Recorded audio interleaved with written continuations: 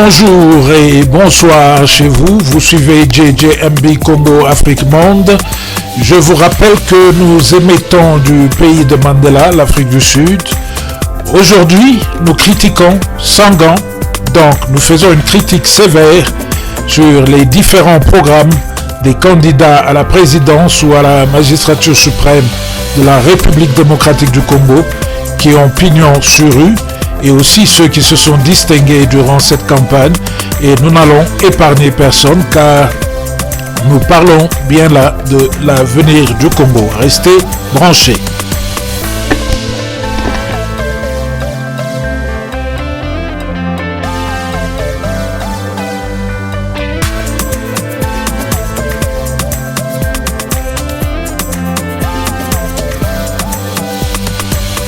Pas grand-chose de mal à dire sur la suite du programme d'un président qui a hérité d'un pays à l'agonie pour le placer dans une direction où tous les Congolais peuvent maintenant espérer le meilleur, là où tous les espoirs avaient terni.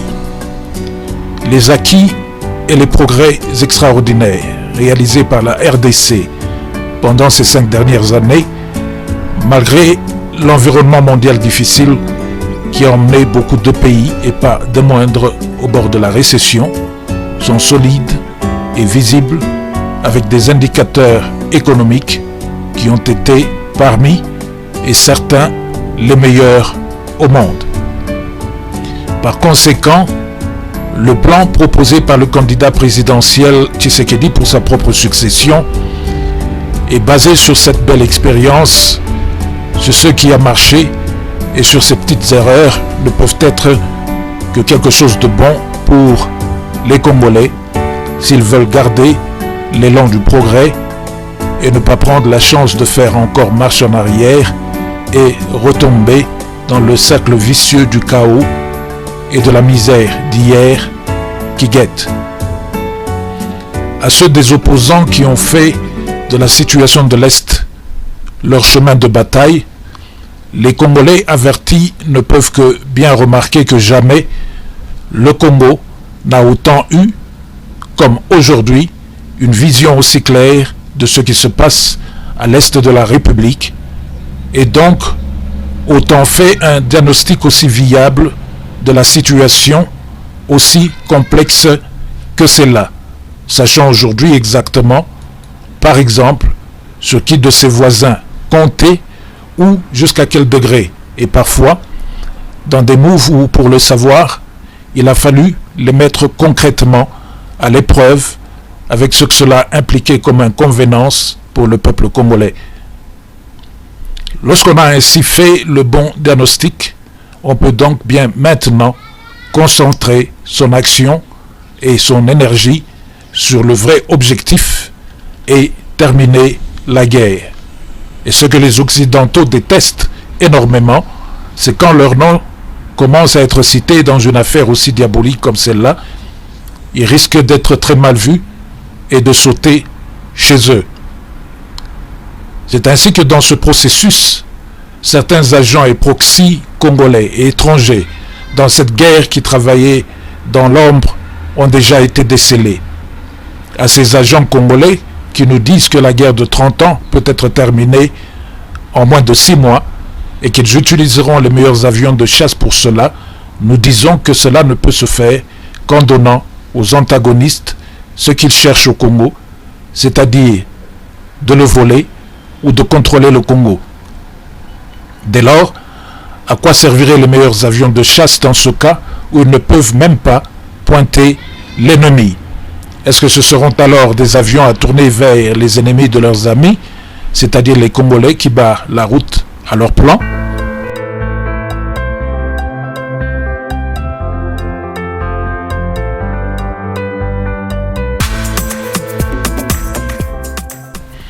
Néanmoins, le seul petit souci que j'ai sur le programme de Tshisekedi est sur le plan de la création des emplois. 6 millions d'emplois en 5 ans est à mon avis peu ambitieux, et ce serait aussi sous-estimer ce que le seul programme de développement des 145 territoires devrait produire comme bénéfice en termes d'emploi. Lorsque nous avions promu pendant des années le programme similaire Ubuntu 2025 par l'organisation Families Against Poverty International dans les médias comme Mediacongo.net et Congo Buzz, c'était pour promouvoir le plein emploi de toutes les familles congolaises et à travers elles accroître exponentiellement la production, l'autosuffisance alimentaire, le revenu et l'économie à partir d'une simple décision politique de distribuer les grandes terres que nous avons en abondance aux familles et les encadrer à travailler.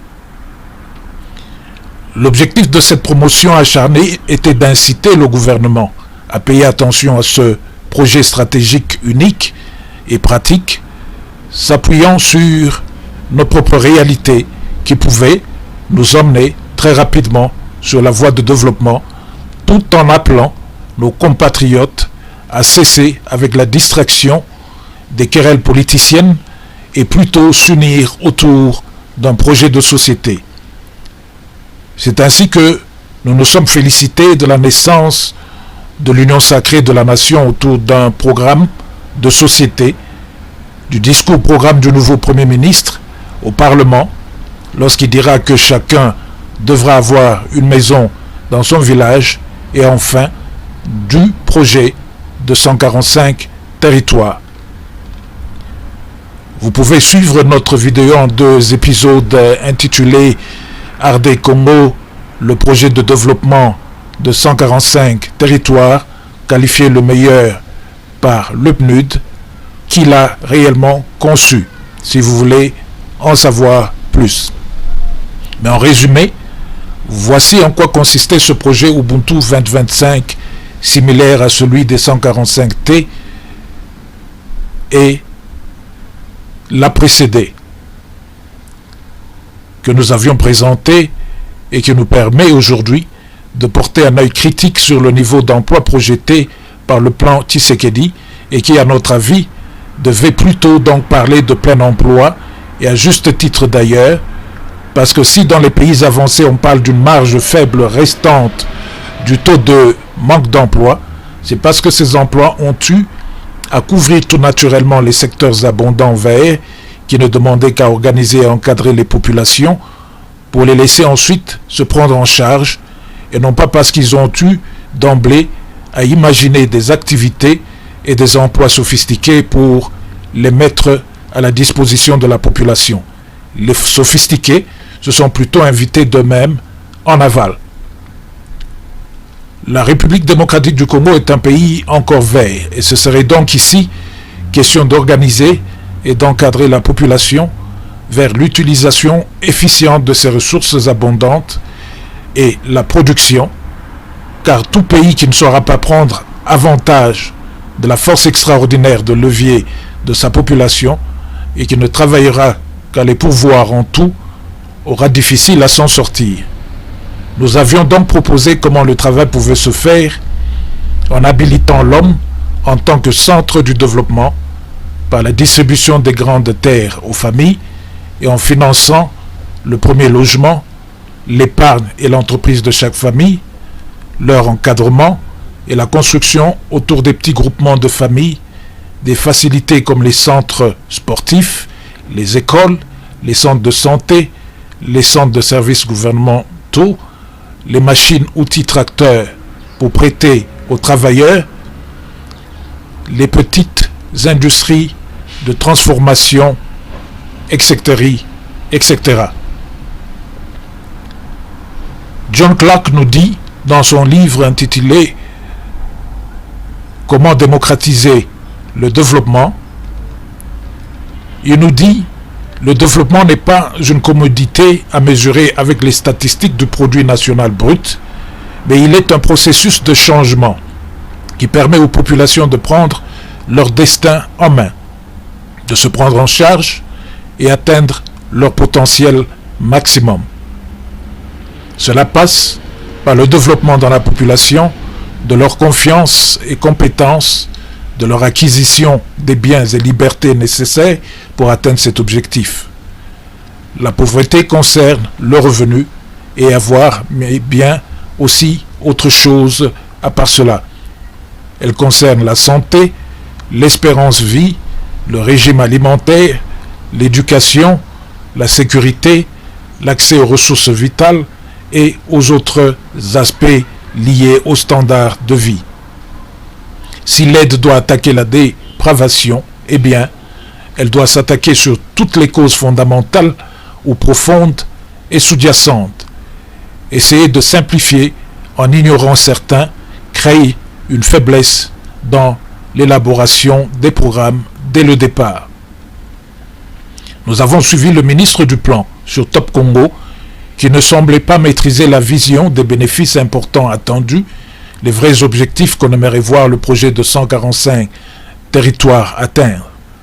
C'est donc comme si elle parlait d'un projet emprunté dont elle ne connaît pas les vrais aboutissements, dans la mesure où elle parlait plus de construction, de routes et des petits emplois comme dans le domaine des Mawewa produits par celle-ci, et ça, ce ne sont ni les emplois, ni les objectifs dont nous faisions allusion dans le projet Ubuntu, et donc, point à la dimension de ce programme de 145 territoires du gouvernement. C'est cette faiblesse partie sans doute du conseil qui a transpiré dans le plan Tshisekedi, une communication et vision qu'il faudra certainement rectifier, et comme nous n'avons cessé de le dire, nous sommes disposés à aider à rétablir la bonne direction dans ce programme extrêmement vital pour les Congolais. Le plan Tshisekedi ne devrait donc pas là, à notre avis, sous-estimer le plein emploi qu'il peut créer en 5 ans avec le projet de 145 territoires.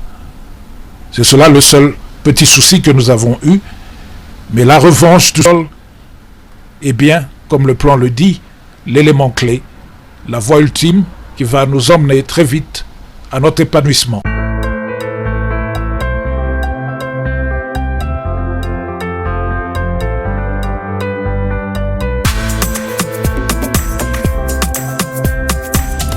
Bien, parlons maintenant d'un autre candidat qui allons-nous prendre, Katumbi, Fayulu ou Muzito. Eh bien, prenons d'abord Fayulu et Katumbi, les deux en même temps, parce qu'ils nous facilitent la tâche, parce que tous les deux semblent n'avoir aucun plan à proposer aux Congolais, ou que leur semblant de plan ne consiste qu'à prendre ce qu'ils considèrent à tort ou à raison comme une faiblesse dans la gestion du gouvernement Tshisekedi, pour nous dire qu'ils feront mieux.